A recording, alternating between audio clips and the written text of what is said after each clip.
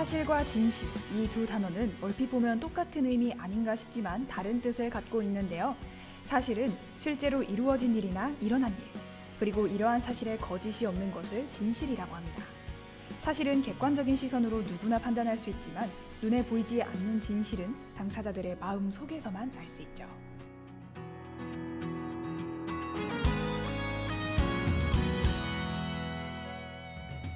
이러한 사실과 진실의 사이에서 우리는 때때로 거짓말을 내뱉기도 합니다.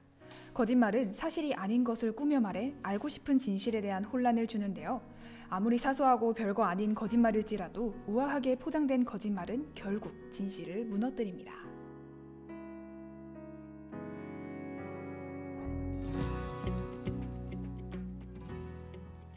이렇듯 말 한마디에 깃든 힘은 생각보다 강합니다.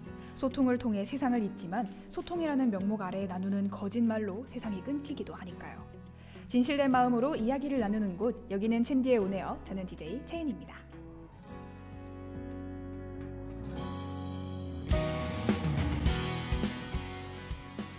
학우 여러분, 즐거운 점심시간 보내고 계신가요? 챈디의 온에어는 유튜브 실시간 라이브 중계로 진행되는 보이는 라디오로 지금 유튜브에서 남서울대학교 방송국 NSBS를 검색하시면 시청하실 수 있습니다. 현재 학생복지회관 외부 전광판에도 함께 송출되고 있으니까요. 많은 관심 부탁드립니다.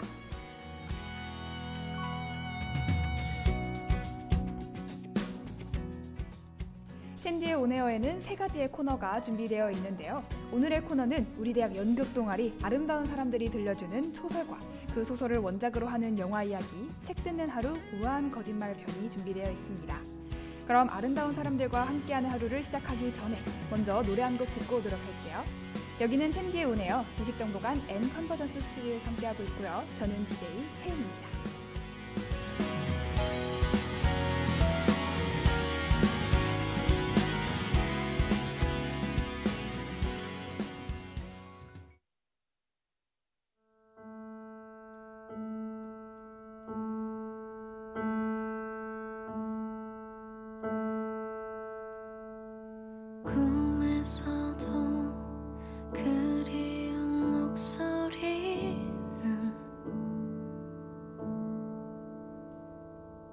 이름 불러도 대답을 하지 않아. 글썽이는 그 메아리만 돌아와. 그 소리를 나 혼자서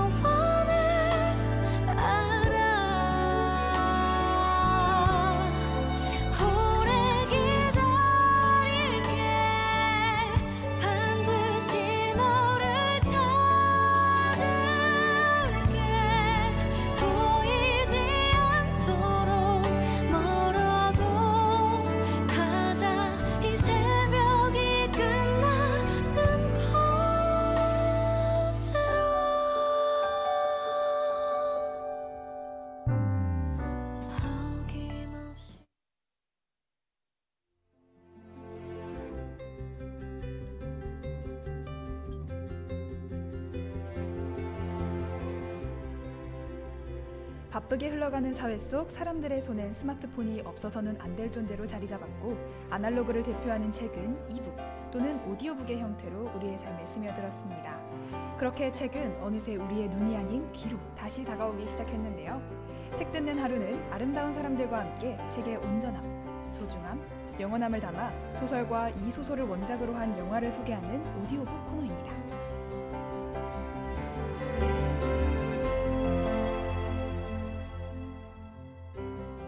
언제나 괜찮다고 말하는 착한 딸 천지, 그에 비해 너무나도 쿨한 엄마 현숙과 주변에 큰 관심이 없는 무뚝뚝한 언니 만지.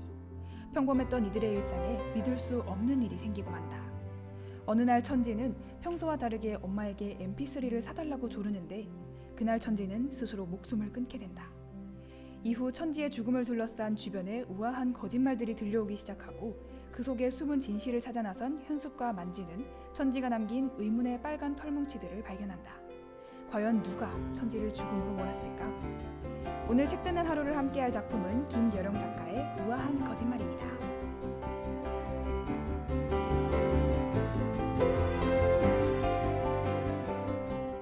청소년 필독서이기도 한 우아한 거짓말은 유명소설 완득이를 집필한 김여령 작가의 두 번째 대표작으로 2009년에 출판되었습니다. 2014년에 개봉한 우아한 거짓말은 영화 완득이를 함께 제작한 이한 감독과 김여령 작가가 다시 한번 뭉쳤으며 21년 만에 스크린에 나온 김희애를 필두로 고화성, 김유정, 김양기 등 실력파 배우가 대거 출연한 영화입니다.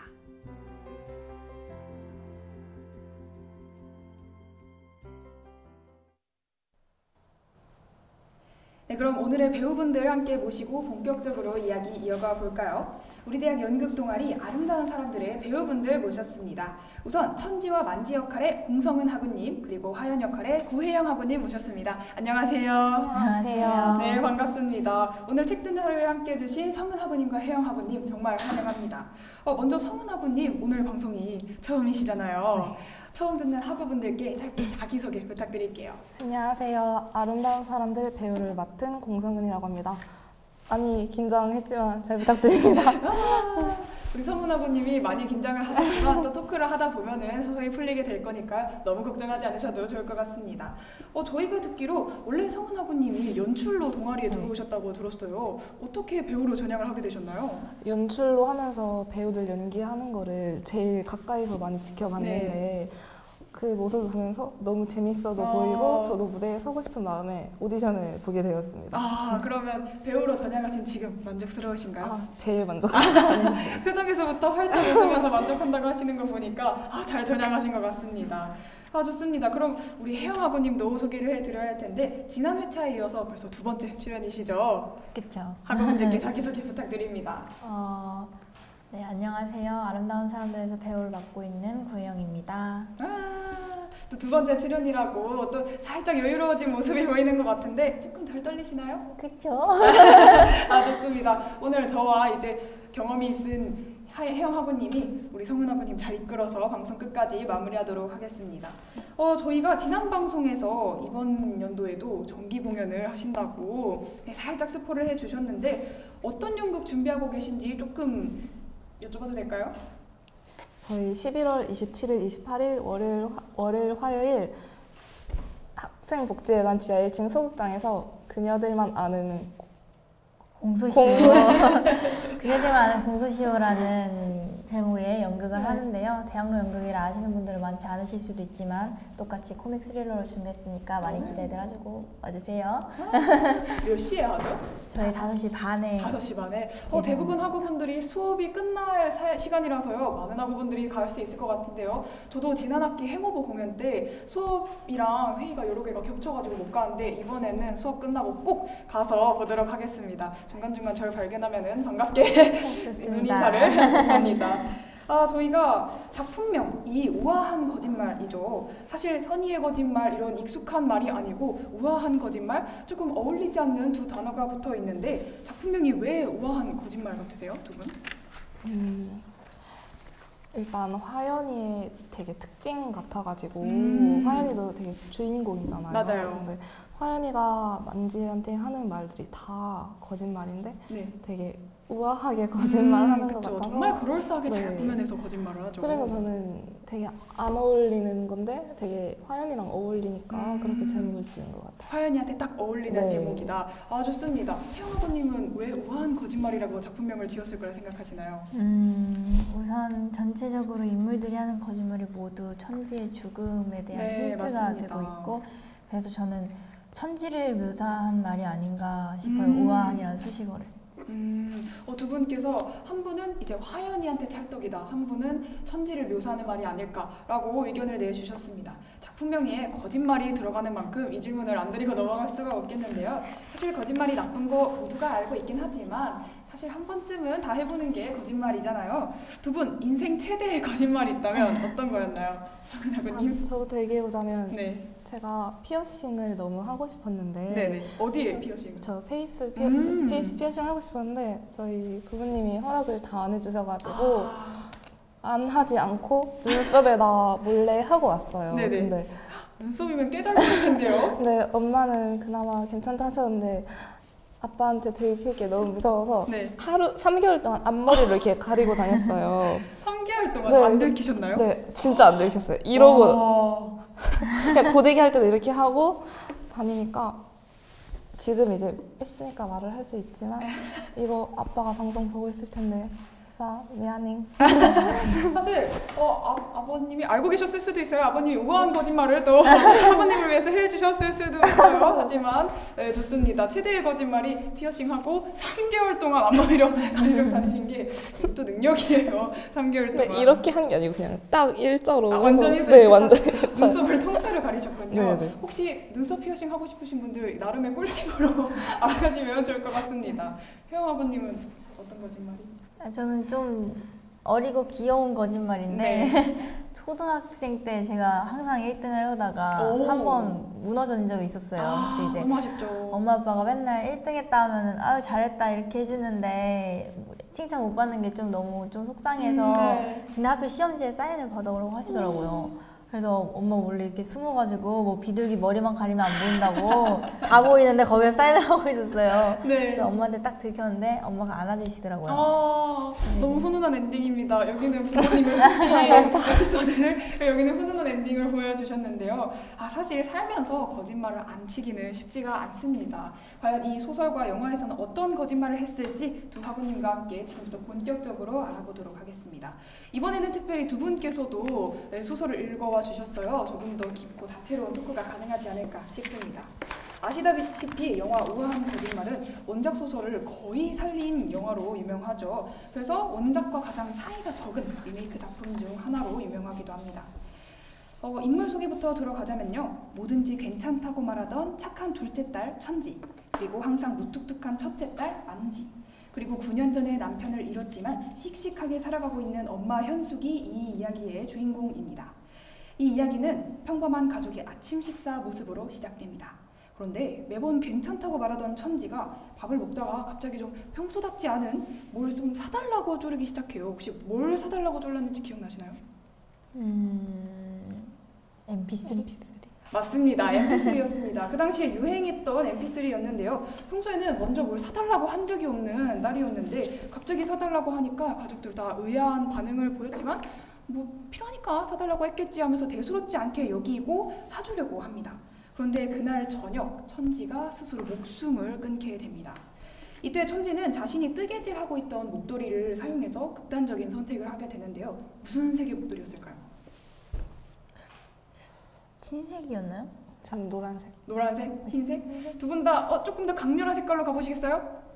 빨간색? 맞습니다. 빨간색 목도리예요. 이 색깔 잘 기억해 주시면 됩니다. 빨간색 목도리를 사용해서 극단적인 선택을 하게 되는데 현숙과 만지는 천지의 너무나도 갑작스러운 죽음에 제대로 슬퍼할 겨를도 없이 또 자기만의 삶을 살아가려고 합니다.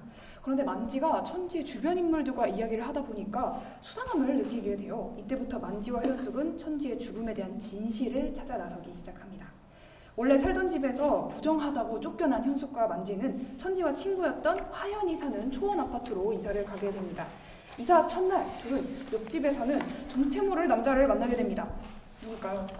추상박이요. 맞습니다. 추상박이라는 인물이요. 정갈한 5대5 가르마에 단발머리 해서 조금 좀 추레한 모습의 남자를 만나게 되는데요. 원작 소설과 영화 모두 공시생이라는 세팅값은 똑같지만 원작 소설에서는 40대로 추정되는 기러기 아빠로 나오고요. 영화에서는 미혼의 20대 남성으로 추정이 돼서 나옵니다.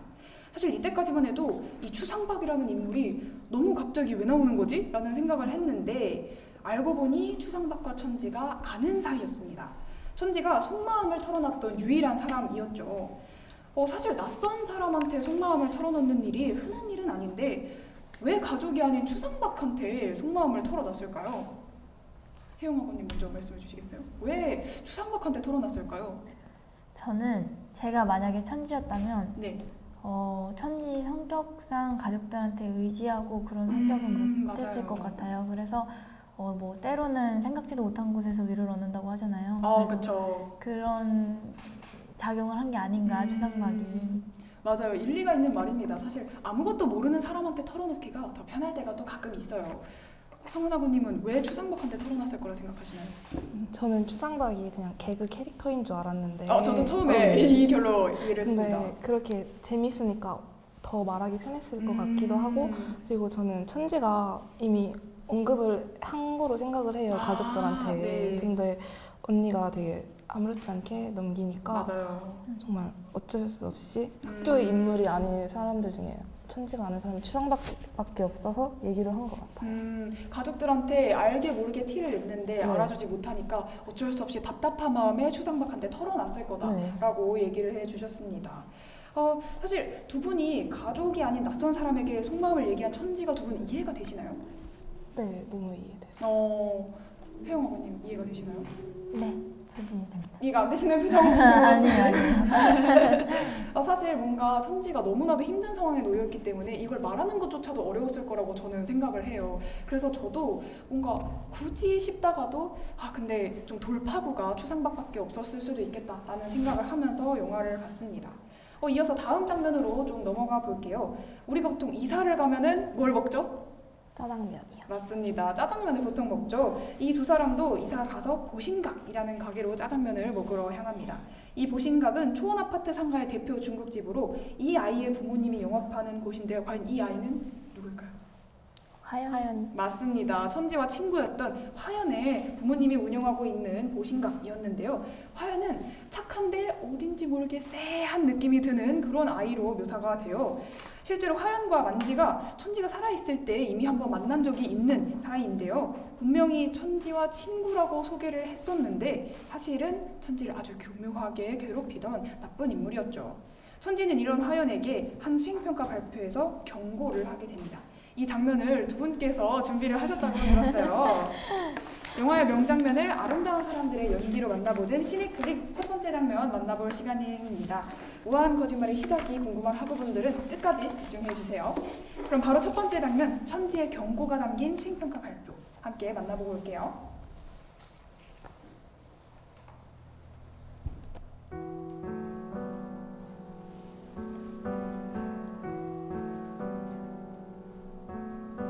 선입견이란 얼마나 무서운 것인가. 누군가 의도적으로 퍼뜨린 악의적인 선입견이면 더욱 그렇다. 흔히 쓰이는 선입견 조장 방법을 알아보자. 1. 칭찬을 베이스로 깔고 모함을 포인트로 주기.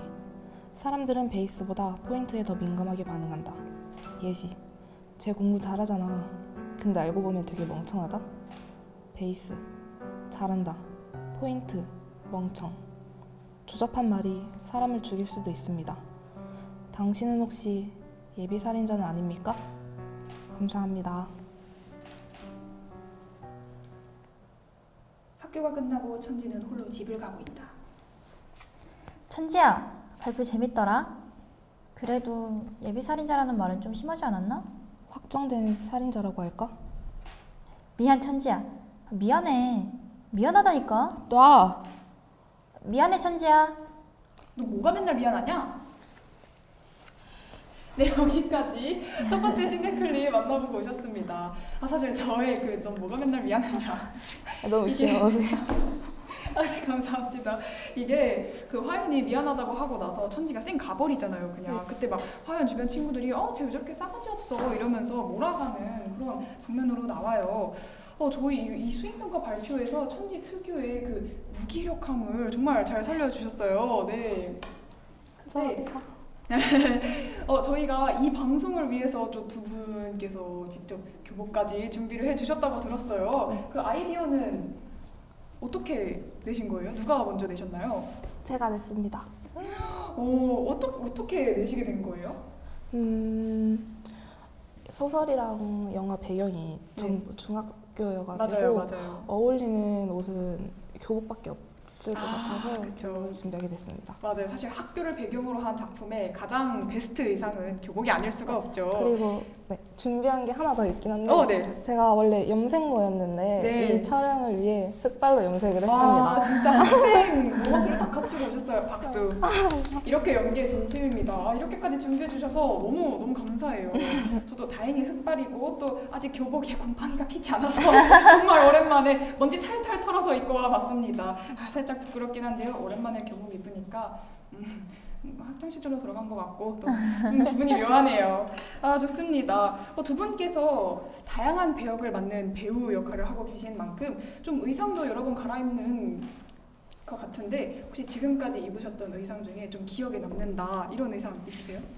저희가 한 번밖에 공연을 안 했어가지고 네. 적긴 한데 그나마 기억나는 거는 이렇게 행오버 때 했던 빨간 네. 드레스가 제일 기억에 남는 것 같아요. 왜 그게 마음에 드세요? 그게 일상에서는 입기 좀 어려운 맞아요. 옷이기도 하고 무대에 입으니까 다 애들이 진짜 연극 의상 같다고 해가지고 너무 좋았어요. 천상 배우신데요? 배우로 전향 잘하신 것 같아요. 혜영아군님은 어떤 의상이 기억에 남으세요? 사실 네.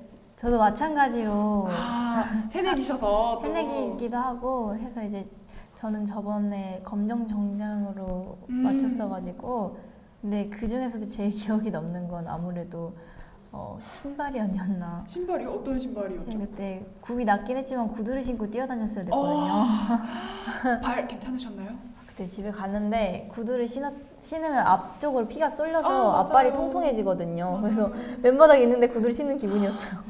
진짜 너무 아프셨겠는데요. 이만큼 이런 고통을 감수할 만큼 이분들이 배역에 진심이십니다. 또 원하는 배역 맡고 원하는 의상 입고 다음 공연도 더 할 수 있길 바랄게요. 그러면 또 이어서 원작 소설 속으로 다시 들어가 보겠습니다. 천지의 죽음으로 한바탕 떠들썩했던 학교는 하나 둘 그 사실을 잊어가고 있지만 화연만큼은 천지를 지울 수 없었어요. 왜 화연은 자꾸 천지를 회상했을까요? 천지 대신 왕따가 돼가지고 그렇죠. 그 진짜 그리운 게 아니고 천지라는 대체제가 그리웠던 것 같아요. 그래서 미라한테도 말 걸었던 것 같아요. 맞아요. 사실 천지가 떠나자마자 친구들이 보란듯이 화연한테 죽음의 화살표를 다 돌리죠. 네. 화연도 학교도 안 나오게 되고 그러는데 혜영아군님은 왜 화연이 천지를 못 잊고 계속 그랬다고 생각하세요? 어떻게 보면 화연이는 천지로부터 자신감을 좀 채우고 좀 다른 자신이 결핍되어 있는 부분을 보충한다고 생각을 했을 것 같은데 천지가 죽으면서 그 결핍된 부분이 그대로 다시 드러나다 보니까 그렇죠. 그래서 좀 화연이 입장에서는 그게 자신만의 대피처라고 생각을 했던 것 같아요. 맞아요. 아주 안 좋은 방식이긴 하지만 화연에게도 천지가 좀 다른 의미로 없어서는 안 될 존재였죠. 맞습니다. 천지의 죽음의 원인으로 다들 화연을 꼽았기 때문입니다. 화연이의 성격을 알고 있었던 반 아이들은 천지가 떠나자마자 자신들은 방관하지 않았다는 듯이 잠자코 있었고 더 이상 화연을 좋아하지도 않았죠. 혼자 다니는 게 싫었던 화연은 학원도 가지 않고 상가와 아파트 주변을 뱅뱅 맴돌다가 추상박을 만나게 됩니다. 추상박과 이미 안면을 텄던 화연은 그와 대화하면서 추상박과 천지가 아는 사이였음을 알게 되는데요. 그 사실을 안 화연이 바로 만지에게 전화를 걸어서 이렇게 말합니다. 뭐라고 말했을까요? 기억나시나요? 계속 단둘이 만난다고 되게 추상박을 이상하게 맞아요. 되게 일르듯이 말을 했죠. 언니 저 화연인데요. 옆집에 머리 긴 아저씨 있어. 조심하세요. 라고 말하면서 추상박을 몰아가기 시작합니다. 그런데 이 추상박을 조심하라는 우아하게 포장된 거짓말 한마디에 만지도 흔들리기 시작합니다. 그래서 사실 정작 천지의 이야기를 들어준 건 추상박인데 이 한마디로 추상박의 입지가 완전히 흔들려 버리죠. 두 분께서 만약 만지였다면은 화연의 말을 더 믿으셨을 것 같아요? 아니면은 추상박을 더 믿으셨을 것 같아요? 저는 화연이 말을 믿었을 것 같아요. 그래도 아직 화연이가 의심스럽긴 하지만 결정적인 천지를 괴롭혔던 증거를 알기 전이었으니까 그래도 천지 친구였던 화연이 말을 잠깐 본 옆집 아저씨보다 믿을 것 같아요. 성은아버님은 그래도 화연이를 좀 더 믿어볼 것 같다라고 대답해 주셨습니다. 혜영아버님은 누가 더 믿음직스러우세요? 근데 앞부분까지만 보면은 그동안 봐왔던 만지가 봤던 추상박 캐릭터는 네. 말씀하셨던 것처럼 너무 가벼운 캐릭터였어가지고 맞아요. 그래서 저 같아도 물론 뭐 둘 다 못 믿겠지만 그래도 그나마 화연이 말을 조금 더 생각해보지 않을까. 맞아요. 아마 만지도 이런 마음으로 아무래도 처음 보고 낯설다 보니까 당연히 추상박을 의심하지 않았을까 싶습니다. 화연은 결국 반에서 자리를 바꿀 때도 아이들에게 외면당하고 남은 자리에 남게 됩니다. 옆자리에 미라라는 아이가 있었는데 알고 보니까 미라는 만지의 절친인 미랑의 동생이었죠. 그리고 천지에게 유일하게 좋은 마음으로 다가간 아이였습니다. 화연은 이런 미라에게 어떻게든 말을 걸어보려고 하지만 미라가 이런 화연이를 정말 싫어하죠. 결국 이 둘의 대화가 다툼까지 이어지는데 이 장면을 저와 혜영 아버님이 준비를 했습니다. 저번에도 혜영 아버님과 호흡을 맞추기도 했지만 이번엔 제가 혜영 아버님을 때리는 장면이 끼어 있어서 조금 더 긴장이 되는 것 같습니다. 혜영 아버님 준비되셨나요? 네, 갑시다. 좋습니다. 학교가 끝나고 천지는 홀로 집을 가고 있다. 죄송합니다. 그림 2로 넘어갈게요. 화연이 가방에서 교과서를 꺼낸다. 너 5학년 때 전학 갔었잖아. 그때 너랑 친해지고 싶었는데. 이제 부트레가 없어서 나한테 묻니? 만만해 보여? 진심을 개무시하네? 초딩 때부터 너 전학원에 킬러라는 소문이 있었어. 애들이 너 조심하라고. 안 그러면 천지꼴 난다고. 기가 막혀. 나랑 천지랑 되게 친했거든? 네가 하라는 대로 다 하는 게 친한 거냐? 부탁하면 천지가 들어준 것뿐이야. 그게 부탁이냐? 명령이고 강요지. 나야 불쌍해서 놀아주기라도 했지. 넌 천지하고 상종이나 했냐? 미라가 옅은 한숨을 쉬며 자리에서 일어나 화연의 머리를 교과서로 내리친다. 천지가 이렇게 대받아칠 줄 모르니까 네 밥인 줄 알았지? 어쩜 그렇게 질리지도 않고 괴롭히냐? 나 같아도 자살했겠다. 광미라 너 웃긴다. 이제 와서 웬 영웅? 싫든 좋든 끝까지 놀아준 사람은 나밖에 없어. 그래, 나 천지하고 안 놀았다. 그래도 너처럼 교묘하게 괴롭히진 않았지. 화연이 어이없다는 듯 한숨을 또 쉰다. 그리고 너 양심도 없다? 솔직히 천지는 다가가기 힘든 애고 넌 네 별명 뭔 줄 알아? 지갑이야 지갑, 공짜 지갑. 맨날 먹을 거 사줘, 노래방비 다 내줘, 극장 가면 팝콘 쫙 돌려. 미라가 자리에 앉는다. 천지 살아있을 땐 한마디도 안 하고 다들 가만히 있더니 이제 와서 나만 나쁜 년이다. 만지 언니한테 고스란히 말해줘야겠네. 천지 반에서 은따였다고.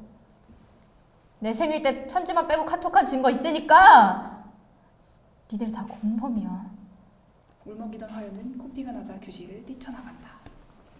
네, 이렇게 저와 혜영 아버님의 연기까지 보고 오셨습니다.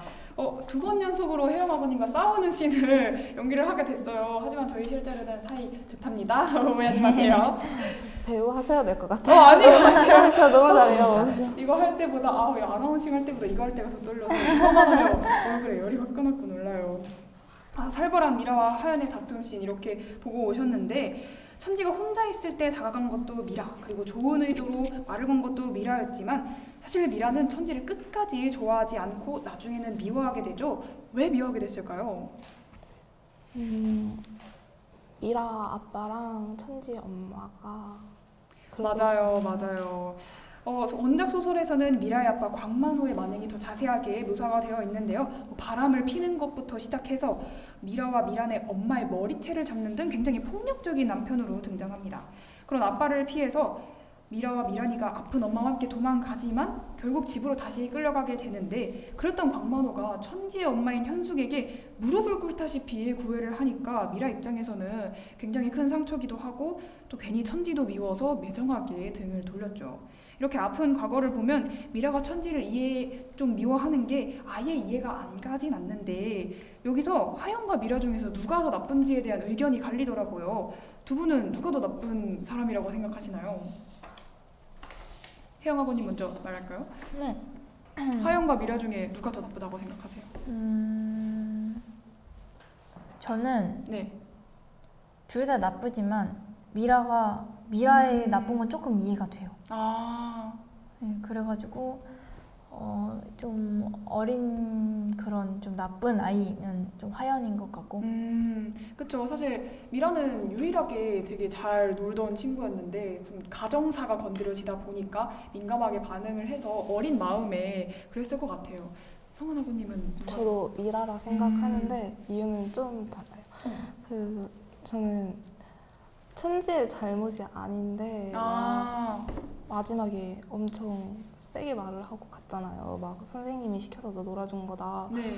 천지는 화연이 대신 유일하게 막 생각한 친구라 생각을 했지만 그렇게 너무 화연이보다 나쁘게 말을 하니까 미라가 더 나쁜 애로 생각이 돼요. 맞아요. 사실 둘 중에 누가 나쁘냐의 그 경중을 따질 수는 없겠지만요. 저도 보면서 미라가 진짜 너무한다. 이해가 가는 상황이지만 말을 그렇게 아프게 했어야 할까라는 생각을 하면서 영화를 보긴 했습니다. 사실 화연과 미라가 둘 다 천지의 죽음과 좀 밀접하게 관계가 있는 인물들이었죠. 처음에 천지가 뜨개질하던 그 목도리를 자신의 죽음에 이용했다고 말했는데 무슨 색이었는지 기억나시나요? 빨간색. 네, 빨간색 맞습니다. 현숙과 만지는 천지가 유서 없이 떠났다고 생각을 했는데 사실은 아니었습니다. 유서를 어떤 식으로 남겼는지 기억나시나요? 유서가 있었나요? 유서라고 하기에는 조금 그렇지만 빨간색 털뭉치 5개를 남기고 갔었죠. 이것도 그냥 남기고 간 게 아니라 주변인들이 하나씩 발견할 수 있게 좀 곳곳에 숨겨놓고 갔습니다. 그 첫 번째와 두 번째 털뭉치를 각각 현숙과 만지가 찾게 되는데요. 이 털뭉치가 무엇을 의미하고 있을까요? 제 생각엔 그냥 네. 털뭉치였다면 천지의 죽음을 대변하는 말들이라고 볼 수 있겠지만 네. 빨간색이라는 거에 대한 상징에서 경고장이 아니었을까 하는. 맞습니다. 색깔도 강렬하고 또 극단적인 선택을 할 때 쓰였던 색깔의 털실이기 때문에 맞습니다. 저는 천지의 되게 아픈 마음, 심장 이런 느낌이었어가지고 죽기 전에 자기가 이런 마음이었다를 마지막으로 전하고 싶어가지고 그렇게 표현한 것 같아요. 네, 저도 성은아구님과 조금 생각이 비슷한데 계속 영화 내내 빨간색 뜨개질을 해요. 빨간색 털로. 네. 그걸 보면서 이 털뭉치 자체가 좀 천지를 나타낸다고 저도 생각을 했습니다. 이렇게 5개의 털뭉치를 남기고 갔는데 사실 어떻게 보면은 현숙과 만지는 가족인 만큼 가장 가까운 사이였을 거 아니에요. 두 분께서는 이 빨간 털뭉치를 왜 가족이 첫 번째, 두 번째로 가장 먼저 받았을 거라고 생각하세요? 저는 네. 어떻게 보면 천지가 가장 많은 대화를 나누고 싶어 했던 사람들이었기 때문이라고 생각해요. 진짜 천지 마음속에 1, 2순위. 그렇죠. 맞아요. 가장 자기 마음을 알아줬으면 바라고 또 티도 냈잖아요. 솔직히. 그래서 저도 첫 번째, 두 번째인 것 같습니다. 학원님은 어떻게 생각하세요? 첫 번째, 두 번째 되게 탓하는 말보다 그래도 미안해라는 말을 먼저 하고 싶었을 것 같아가지고 맞아요. 남는 사람들에겐 또 굉장히 또 큰 아픔이기 때문에 여러 가지 복합적인 그런 마음이 섞인 그런 털뭉치였을 것 같아요. 가장 가까운 사람들이었지만 우리 혜영아버님이 말씀해 주신 것처럼 천지가 매번 괜찮아, 나는 괜찮아 라고 말하니까 진짜 괜찮은 줄 알고 관심을 가져주지 않았기 때문이죠. 조금만 더 들여다봤으면 눈치를 챘을 텐데 말이에요. 이렇게 현숙과 만지에 이어서 미라도 천지가 자신에게 남긴 빨간 털뭉치를 발견하게 됩니다. 미라는 털뭉치 속에 쪽지가 있음을 보고 미란에게 얘기하려고 미란의 교실로 찾아갔지만 하필 그때 만지가 교실에 놀러와서 그 쪽지를 다 같이 보게 돼요. 네, 그때 이제 옥상에 올라가서 셋이 같이 쪽지를 보게 되는데 쪽지를 본 후 미라는 미라에게 자신의 동생에게 화를 내기 시작합니다. 왜 화를 냈을까요? 편지 속 내용 때문이 아니었을까. 네. 유서가 미라를 탓하는 내용이었어요. 맞습니다. 쪽지에는 알아도 가슴에 담을 수 없었을까? 가끔은 네 입에서 나온 소리가 내 가슴에 너무 깊이 꽂혔어. 그래도 용서하고 갈게. 처음 본 네 웃음을 기억하니까. 라고 의미심장하지만 확실하게 미라에게도 탓이 있는 그런 쪽지를 남기고 왔습니다. 이를 본 미란이 미라에게 너도 괴롭혔냐? 라면서 화를 냈던 것이에요. 근데 미라가 오히려 뻔뻔하게 지가 뭔데 날 용서해 라고 하면서 소리를 치고 결국 그 태도에 화가 난 미란이 동생을 팍 밀치게 됩니다. 여기까지는 소설과 영화가 똑같이 흘러가는데 이후에 한 가지 좀 차이점이 있다면 원작 소설에서는 만지가 미라에게 화를 내자 미라와 미란이 그냥 미안하다고만 하는데 영화에서는 그러지 않습니다. 미란의 태도가 어땠는지 기억나시나요? 영화 속에서는 오히려 내 동생한테 그만해라 맞아요. 감쌌던 걸로 기억. 동생한테 뭐라 하지 말라고 만지에게도 화를 좀 내죠. 사과를 하는 건 똑같지만 영화에서는 자신의 동생을 다그치는 만지에게 그만하라고 되려 화를 냅니다. 사실 저는 동생이 둘이나 있어서 이 화를 내는 마음이 아예 이해가 안 가지는 않거든요. 물론 내 동생이 잘못하고 이거는 고쳐야 할 점이 맞고 혼나야 하는데 남이 뭐라고 하면은 그거 왜 너가 뭐라고 해? 이런 마음이 좀 불쑥 튀어나오더라고요. 이성적인 판단이 아닌 걸 알지만서도 가족을 먼저 생각하게 되는 것 같아요. 두 분께서는 이 상황이 이해가 되셨나요? 아니요. 아, 네. 왜 이해가 안 되셨어요? 동생 만지도 동생이 있는데 맞아요. 막 자기 동생만 그렇게 챙기는 것도 죽은 동생이 가진 언니 앞에서 너무한 행동이라 생각하고 네. 그리고 엄청 친한 사이였잖아요. 맞아요. 그래서 정말 배신감도 들었을 것 같아요. 맞아요. 진짜 실제로 만지도 이제 동갑내기의 동생을 잃은 사람으로서 뭔가 동생을 감싸 안을 때 쓸쓸해 보이는 눈이 있었어요. 나도 이렇게 감싸줄 수 있는 동생이 있었는데 이런 쓸쓸한 눈이 보여서 저도 좀 안타까운 장면이었습니다. 혜영 학우님은 이해가 가셨나요? 저도 마찬가지로 동생이 있는 입장이어서 제 동생을 약간 투영해서 보니까 약간 그래도 좀 많이 감정적인 모습을 보였던 게 아닌가 하는 생각이 들더라고요. 맞아요. 진짜 제 동생이 이러면 안 되겠지만 만약 이러면은 저도 진짜 동생 막 뭐라 하는데 뭔가 좀 저도 미란처럼 행동했을 것 같다라는 생각이 들어요. 뭔가 내 동생 내가 뭐라 해야지. 맞아요. 저는 완전 동생이 그거. 없어가지고 그런가? 완전 이거예요. 혼내도 내가 혼내야지 왜. 맞아요. 내가 혼내야지. 왜 너가 뭔데 내 동생한테? 이런 마음이 있지만 그런 좀 여러 가지 의견이 갈리는데 두 의견 다 이해가 아예 안 되는 의견들이 아니라서 더 마음이 아픈 장면이었습니다. 이제 작품의 클라이맥스로 갈 타임인데요. 같은 시각 화연의 부모님이 운영하는 보신각은 손님이 점점 줄고 있었습니다. 안 좋은 소문도 돌고 또 배달을 가면은 그릇이 돌아와야 되는데 그릇이 자꾸 사라져요. 네, 이상한 게 한두 가지가 아니었는데 이때 화연이 학원도 끊고 학교에도 잘 나오지 않다는 걸 듣고 만지가 화연을 따라갑니다. 이때 갑자기 화연이 아파트 단지 안을 빙빙 돌다가 지하철역으로 들어가더니 누구랑 전화한 듯한 모습을 보이면서 되게 수상하게 굴어요. 화연이 뭘 하려고 했을까요? 글쎄요. 화연은 전화하는 척 하면서 만지가 깜짝 놀란 내용이었는데 보신가 뭐 상한 밀가루 쓴데 나 저번에 그거 먹고 배탈 났잖아 이런 식으로 본인의 부모님이 운영하는 짜장면 가게인데도 불구하고 지금 혜영 학원이 아주 못마땅하게 한숨을 쉬었습니다. 정말 그렇게, 마음에 들어요. 네, 소문을 그렇게 했습니다. 그래서 보신각의 음식에 대한 안 좋은 소문의 그 주범이 바로 보신각집 딸이었던 거죠. 이해가 가시나요, 이 상황이? 전혀 이해가 안 네, 저도 전혀 이해가 안 됐습니다. 근데 여기서 화연의 만행이 전혀 끝나지가 않아요. 지하철을 타서 어디론가 가는 화연을 만지가 끝까지 따라가는데 더 충격적인 모습을 보게 됩니다. 혹시 이 장면 기억나시나요, 여러분? 네. 어떤 만행을 벌이고 있었죠, 화연이?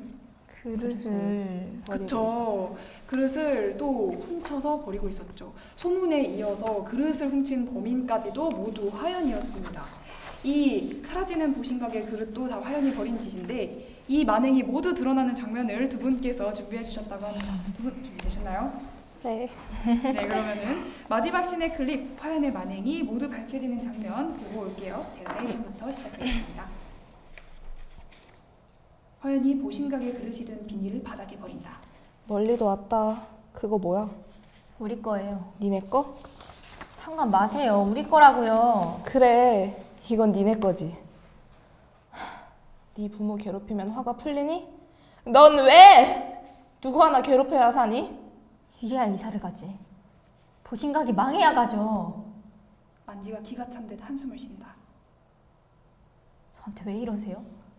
왜 이러냐고요. 왜? 남들은 왜인지 다 알 거다 이년아. 천지한테 왜 그랬어? 다들 천지한테 왜 그랬냐고! 그 정도로 죽어? 걔 원래 좀 이상한 애 아니야? 다들 그렇게 말하는데 어딜 가서 말해. 그 작은 애가 얼마나 힘든지, 아픈지, 가슴 찢어지는지 어떻게 말하냐고. 학교 가기 싫어. 너무 싫어. 미칠 것 같아. 천지도 없고 내가 이 말하면 아무도 안 믿는데, 정말 아무도 안 믿는데 저도 천지가 그리워요. 너무 보고 싶어. 미친년. 만지는 자리를 떠난다. 네, 마지막 장면까지 화연의 만행이 들키는 씬 보고 오셨습니다. 사실 저는 이 장면에서 너무 화가 났거든요. 네, 물 드셔도 됩니다. 너무 화가 났거든요. 저도 아까 말씀드렸듯이 동생이 있어서 그런가 너무 몰입이 잘 돼서 여기서 화가 나서 막 눈물이 좀 고일 정도로 화가 났었는데, 두 분은 이 연기 어떻게 준비하셨어요? 유튜브에 이 네. 씬만 따로 있어가지고 계속 봤어요. 계속 보면서 네. 화 안 나셨나요? 이 장면 보면서? 만지 입장이니까 좀 화가 났다. 그렇죠. 몰입이 잘 되는데 화연 입장을 맡으셨잖아요. 네. 화연 입장이 이해가 되시나요? 화연이의 행동이 이해는 되는데 네. 그래도 옳지 않은 행동이니까 그렇죠. 그래서 오히려 저는 약간 만지한테 자꾸 이입이 돼가지고 조금 힘들었지만 네. 그래도 열심히 좀 진짜 내가 화연이 됐다, 내가 진짜 천지를 본다라는 느낌으로 하려고 노력했어요. 아, 좋습니다. 사실 이제 화연이 좀 뻔뻔하고 우아한 거짓말을 되게 자주 하는, 영화 내내 거짓말을 하잖아요. 이 작품이 이런 다양한 여성 캐릭터의 심리 묘사를 굉장히 촘촘하게 잘했다라는 그런 극찬을 받더라고요. 보여주신 연기처럼 사실 만지가 화연에게 막 화를 내다가도 다시 돌아와서 여기 있으면 위험해, 같이 가자 라고 하면서 갑자기 화연을 챙겨주기도 하는 모습처럼 좀 복잡 미묘한 감정들이 많이 오가는데, 화연을 어떻게 해석하셨나요? 그 캐릭터를 전반적으로. 화연이는 네. 저는 부모님이 좀 바쁘시잖아요. 아, 맞아요. 그래서 저는 애정결핍 같다고 느꼈어요. 맞아요. 그래서 그걸 보면서 뭐 아까 앞에서 뭐 미라가 얘기했던 것처럼 지갑이니 뭐니 그런 얘기가 돌게끔 뭘 사주고 뭐 생일 파티를 열고 막 맞아요. 그렇게 천지를 수단으로 이용하고 했던 것 전체가 다 그냥 자신의 결핍된 요소를 채우려고 했던 게 아닌가 싶어서 좀 사랑이 많이 필요한 아이라고 느꼈습니다. 맞아요. 그 사랑을 좀 잘못된 방법으로 채우려고 했던 안타까운 인물입니다. 성은아군님께서는 만지와 천지, 되게 성격이 반대되는 맞아요. 인물을 1인 2역을 해주셨는데 각각 캐릭터를 어떻게 분석하셨나요? 일단 천지부터 말씀드리자면 네. 되게 어린 나이에 죽게 되어 일단 너무 맞아요. 안타까웠어요. 네. 그리고 말하는 것도 진짜 정말 사랑스러워하고 막 엄마한테도 막 계란을 이쁘게 잘했다 맞아요. 이런 식으로 되게 진짜 이쁜 애였는데 그렇게 환경이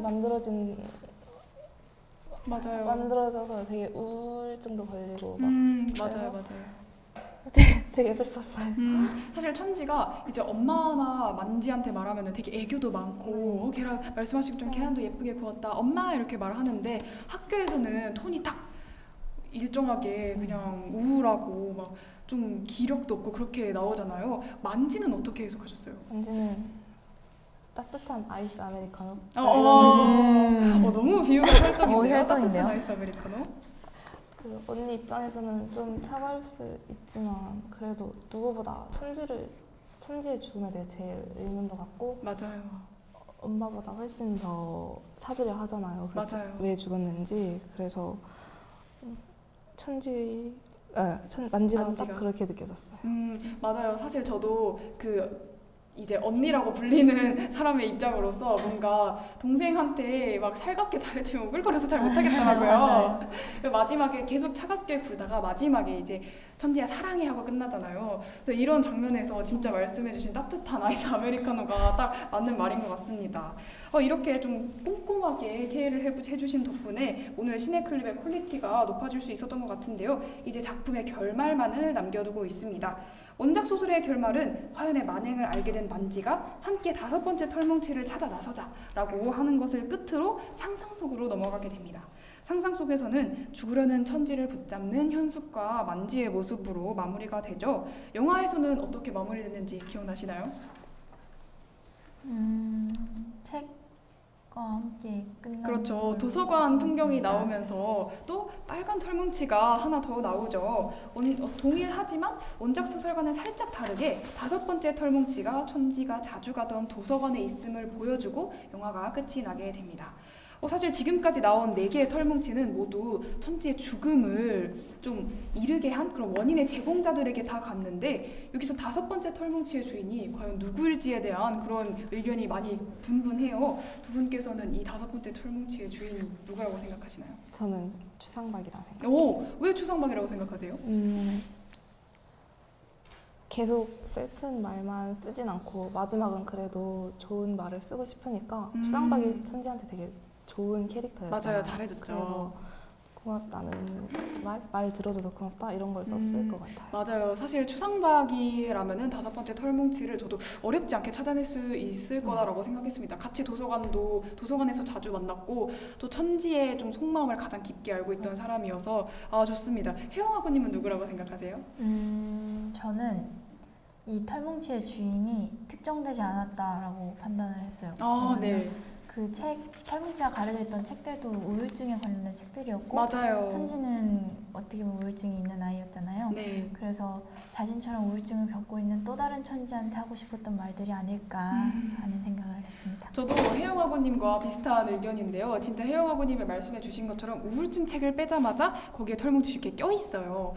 아마 그 우울증 책을 찾는 친구들은 또 천지와 같은 처지에 처해 있을 가능성이 크다 보니까 그 책을 발견하고 털뭉치도 같이 발견하면서 좀 위로를 해주고 싶지 않았을까 싶은 말이었습니다. 전 5번째 털뭉치도 약간 제가 너무 추리 스릴러처럼 생각했는지 모르겠는데 저는 또 다른 죽음의 그 원인이라고 생각을 하고 너무 깊게 들어갔나 이런 생각을 하면서 봤는데 좀 저도 생각지 못한 부분에서 위로를 받았어요. 지금까지 잘해왔고 뭐 괜찮을 거야 라는 말을 하면서 끝나잖아요.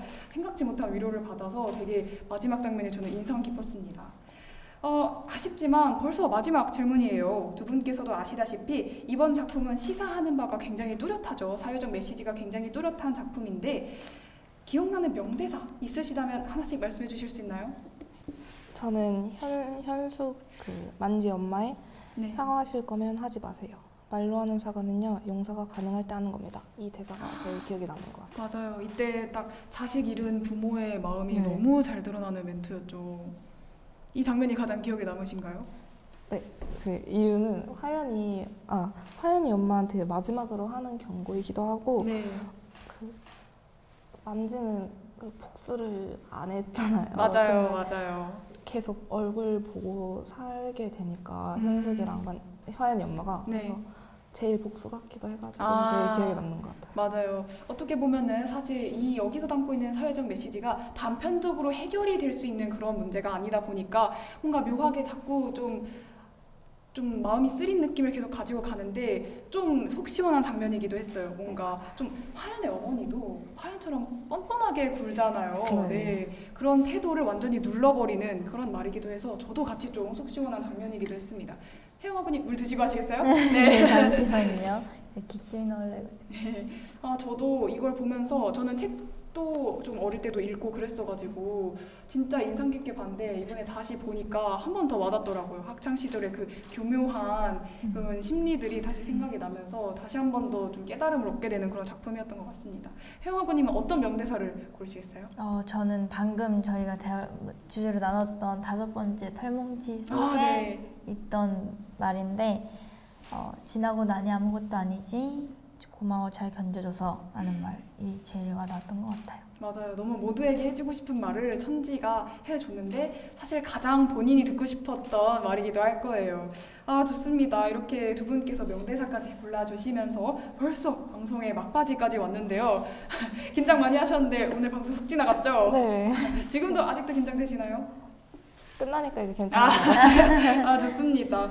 마무리로 간단한 소감을 여쭤보고 싶은데 성은 아버님 첫 방송이셨잖아요. 소감 어떠셨나요?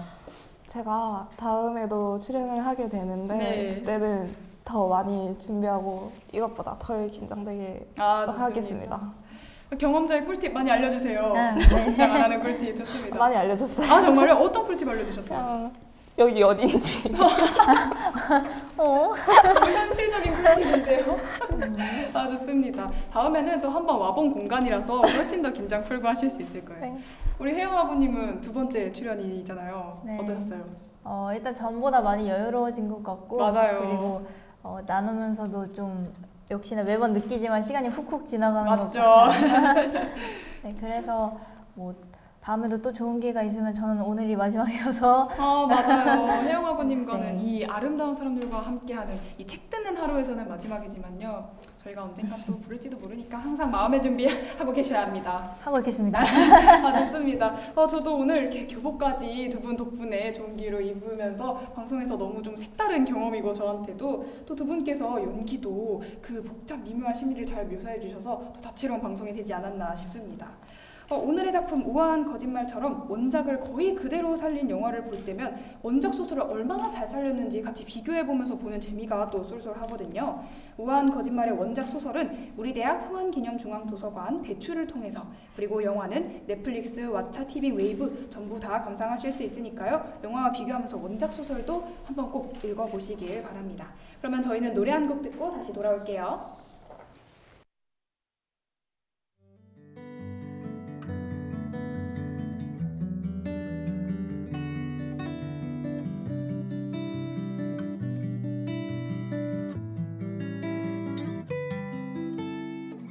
이젠 아무렇지 않은 아주 오랜 기억들, 네가 거기 있었는지 아무도 모르고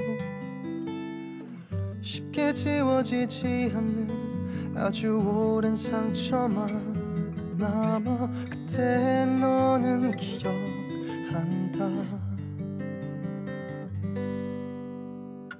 다들 아무렇지 않게 작은 돌을 던지고 소리쳐도 울어봐도 들어주니 없고, 눈물이 마를 때쯤에 너의 맘엔 미움만 남아 그날의 너를 잃어간다. 네가 아주 행복했으면 좋겠어. 대신 내가 불행하면 좋겠어. 나의 슬픈 눈물 고통이 너의 웃음이 되길. 사실 난 행복을 잘 몰라.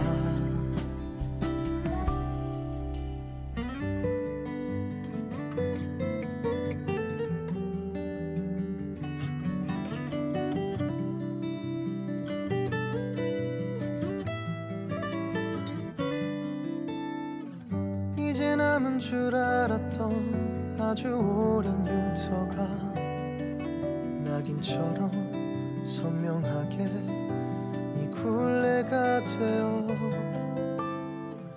이제 내게 남은 것은 대신 증오하는 일, 너의 상처를 지워버리는 일. 네가 아주 행복했으면 좋겠어.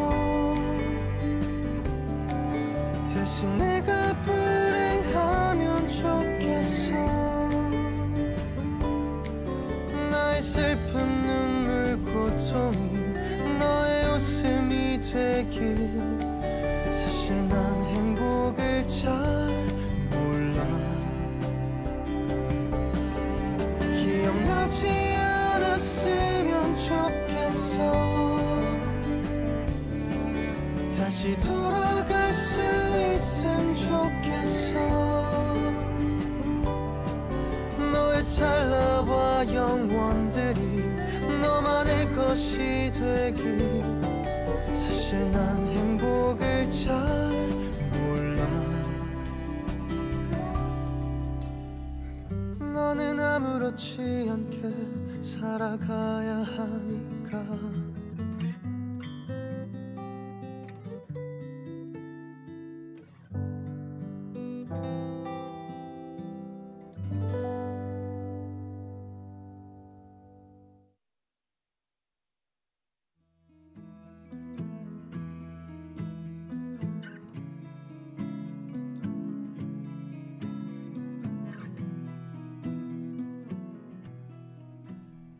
네, 챈디의 온에어 화요일 보이는 라디오로 함께하고 계십니다. 오늘 아름다운 사람들의 구혜영 학우님 그리고 공성은 학우님과 함께 책 듣는 하루 함께 진행해 보았는데요. 두 분 바쁘실 텐데 시간 내셔서 이렇게 방송해 주셔서 정말 감사드립니다. 감사합니다.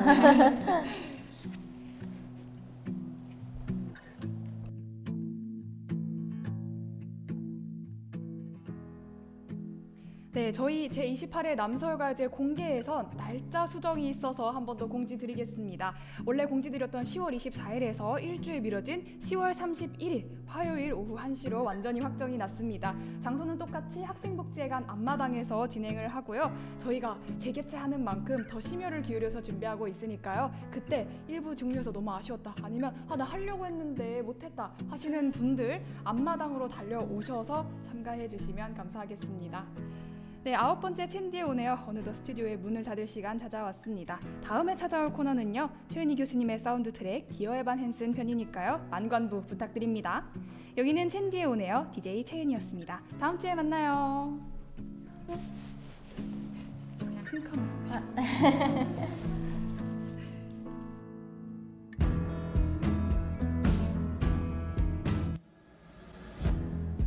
지금까지 제작의 이세연, 장준호, 임예지, 기술의 한영민, 촬영의 배영은, 송은선, 진행의 심채은이었습니다.